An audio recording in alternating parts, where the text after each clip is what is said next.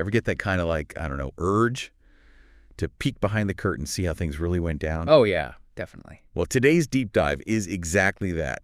We're talking declassified military documents, straight from the files of Guantanamo Bay.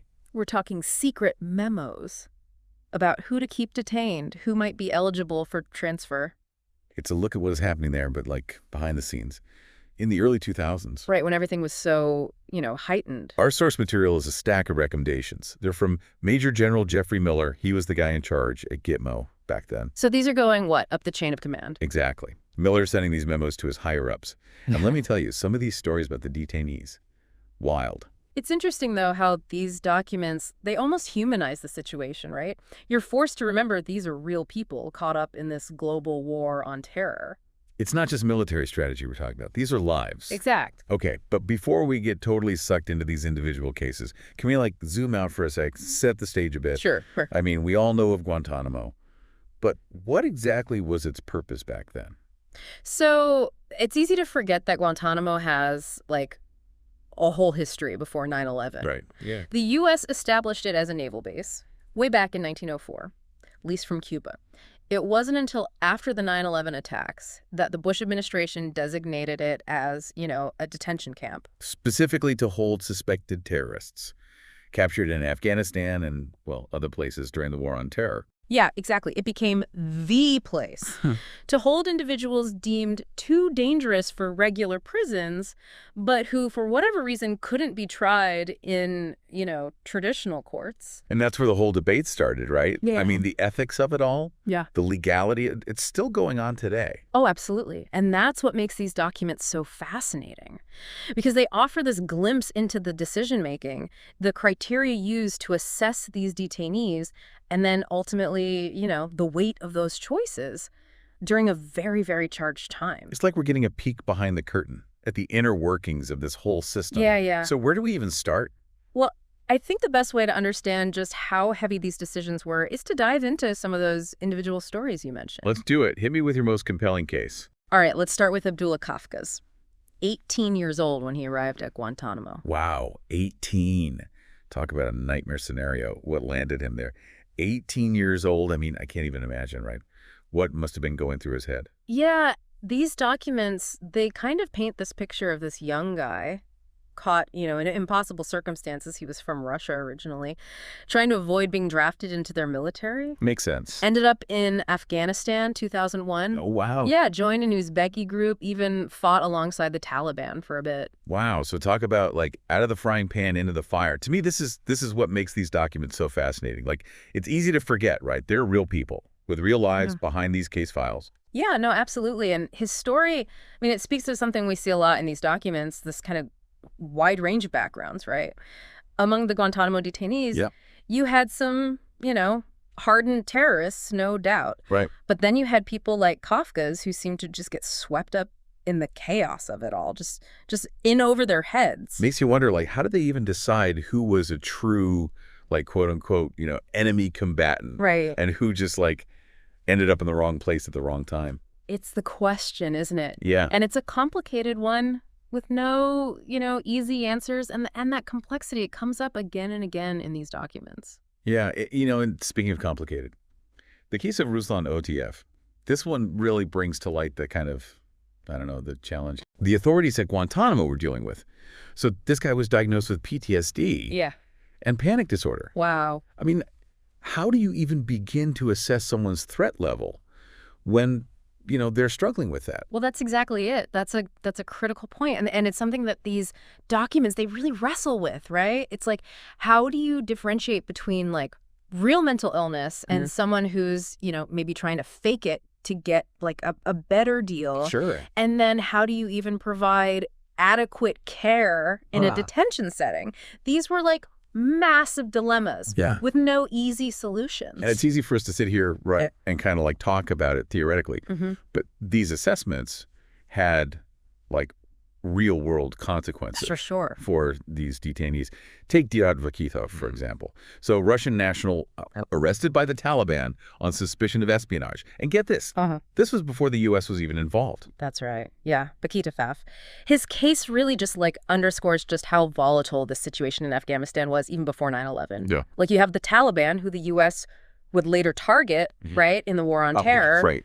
They're holding someone they suspected of working for. Right. Russia. It's crazy. Talk about a tangled web, right? It really throws a wrench, doesn't it, in our typical understanding of this whole thing? And it makes you question the intel these recommendations were based on. Well, exactly. And we have to remember, we're only getting one perspective here, right? One interpretation of events. It's just, a small piece of a much larger, much more complex puzzle. Yeah. And sometimes those missing pieces, they're the most intriguing part of the story. Check this out. Rutan Solikhanovich Akhmarov, another Russian national. But the details of this guy's journey to Afghanistan, it reads like some kind of travelogue. Yeah. He travels through Pakistan, studies at this Islamic university in Karachi. Interesting. And then ends up detained in Guantanamo. Wow.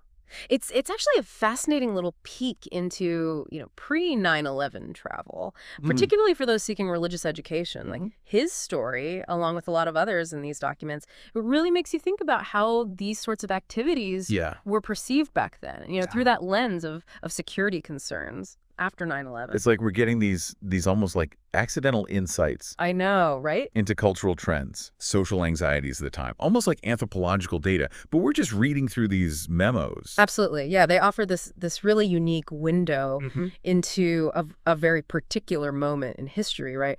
Revealing not just individual stories, but these broader patterns and anxieties that were playing out on this global scale. And speaking of anxieties, let's talk about Zakir Assam. This case file, I'm telling you, like a psychological thriller. Alleged ties to the IMU, the details of his capture. And then they even have this whole section on the potential threat he might pose if he were ever released. Right. Assam's case, it really brings up some of the, the really tough ethical questions that were at the heart of Guantanamo. I mean, here's a guy, he was diagnosed with major depressive disorder, may have even been dealing with psychosis. But because of this possible affiliation with the IMU, he was also considered a potential security risk. It's just, how can you even untangle that? Okay, hold on a sec. You keep mentioning the IMU, the Islamic Movement of Uzbekistan. Oh, right, yeah. You got to break that down for us a little.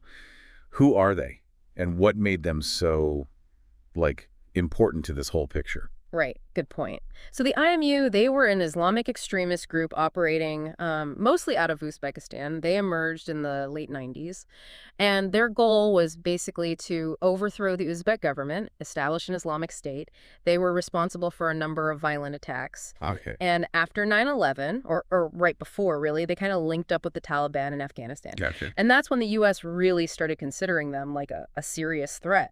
Okay, so with Assam, it's you've got this perfect storm, right? You got questions about his mental health, potential terrorist ties, all playing out against, the backdrop of the war on terror. I mean, talk about no easy answers. No easy answers at all. And his case raises so many questions about, the limitations of intelligence gathering, the challenges of making an accurate assessment about someone, and then ultimately, the human cost of these global conflicts. It's a lot to wrap your head around. It really is. And we've only just scratched the surface here. Yeah, just the tip of the iceberg. There's so much more to uncover. Going through all these documents, one thing that keeps jumping out at me, this phrase, no further intelligence value. Yeah. It's almost unsettling, how matter of fact it seems, like someone just stamping a form. Right, it's just another Tuesday, Exactly. What does that even tell us, though? About how Guantanamo was being used at the time? Well, it really highlights this contradiction, right, at the core of the whole thing. Guantanamo, it was supposed to be this vital intelligence hub for the war on terror. Right. But yet, here you have all these detainees, many of whom were deemed to have no real intel to offer. Or what was the point? If it wasn't just about getting information, why even hold these people? Yeah. Indefinitely. Yeah, that's the $1 million question. And it's one that's, still being debated today. I mean, by everyone, right? Politicians, lawyers, human rights groups. I mean, these documents, they don't really give us like a straight answer, but they do offer a glimpse into the thinking, I think, at the time. It was this mix of, intelligence gathering, legal limbo, political pressure. I mean, all this stuff just kind of swirling around during those years after 9/11. And it wasn't just about who to keep at Guantanamo either. Right. But they also had to figure out, like, who could be transferred out and under what circumstances. Absolutely. And that's where things get really, really interesting, because a lot of these documents, they're all about this potential transfer to the control of another country for continued detention. Wow. Or as it's known in, official jargon, Yeah. TRCD. Right. So basically, like shipping a detainee off to another country, often their home country, to be, held there instead. Right. Exactly. And these documents, they lay bare all the factors they considered. Was the other country an ally? Did they have a justice system that, the U.S. could get behind? Would the detainee potentially face, torture or unfair treatment back home? Man, it sounds like a minefield. Oh, it definitely was. And you can see that reflected, I think, in these memos, like the careful wording, the uncertainty, the conflicting assessments. This was high stakes decision making, no doubt about it. Yeah. And on top of all that, they had to assess the individual risk that each detainee posed. Right. Every recommendation includes this risk assessment. Low, medium, or high. That's where things get really granular. They're looking at the detainees' alleged, ties to terrorism, any training they might have had, their mental state, even how they behave during interrogations. So it's like trying to predict the future. Yeah, basically, yeah. I mean, can you accurately predict someone's potential for violence based on, what you know about them, or sometimes what you think you know? It's just, it's impossible. Right. And that uncertainty, the element of just human judgment, the potential for bias, I mean, it's present in every single one of these assessments. It makes you think about all the what ifs. Right. What if someone they thought was low risk turned out to be dangerous? Sure. Or the other way around. We'll never know, will we? But it just highlights the immense pressure on the people making these recommendations. They weren't just shuffling papers. They were making, life or death decisions. Speaking of life or death, the story of Raul Camille Mangazov. This one really stuck with me. Oh yeah, this is a wild one. Talk about ripped from the headlines. So the guy has a Russian military background, alleged ties to Abu Zubaydah, the Abu Zubaydah. Of Al-Qaeda leadership. Right.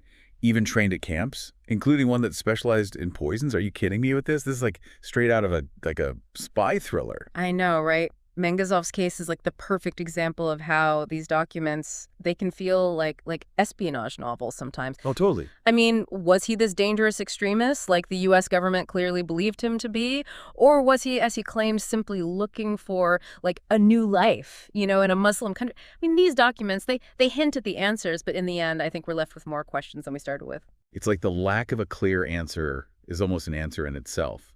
You know what I mean? This reminder that even with access to these secret files, to these primary sources, we're still never going to have the full picture. We're always going to be missing something. And you know what? For me, it's crucial to remember one voice is consistently missing from these documents. Oh, totally. Yeah. The detainees themselves were left to piece together their stories from, reports and summaries, often written with this pre-existing suspicion, It adds a whole other dimension to that phrase, no further intelligence value, doesn't it? It's not just a lack of actionable intel. It's a lack of humanity, Without a doubt. Their absence, their silence, it speaks volumes. And I think it's a really powerful reminder, of the human cost of Guantanamo. One last thing that kind of struck me. So they mentioned that the Russian government, right, that they were willing to take custody of some detainees, even if it meant those detainees might face, prosecution. Yeah. Back in Russia. Yeah. That's a fascinating detail. I think it sheds light on just how complex global politics were back then. Because it's the early 2000s, right? This time of cooperation and tension between the U.S. and Russia in the wake of 9/11. Yeah. It makes you wonder, what was going on behind closed doors? What kind of deals were being made? The unspoken agreements had to have been happening. Right, exactly. It reminds us that these decisions about the detainees, they weren't made in a vacuum.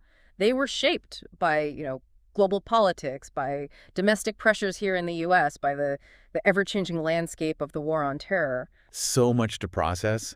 Even for like a deep dive like this, I Yeah. feel like we only scratched the surface of these Guantanamo It's documents. just the tip of the iceberg, really. But if there's one thing that's for sure, Hmm. they offer this really powerful and kind of unsettling. Look at a really controversial chapter in history. Hmm. And the crazy thing is, that chapter, still being written. Thanks for diving in with us today.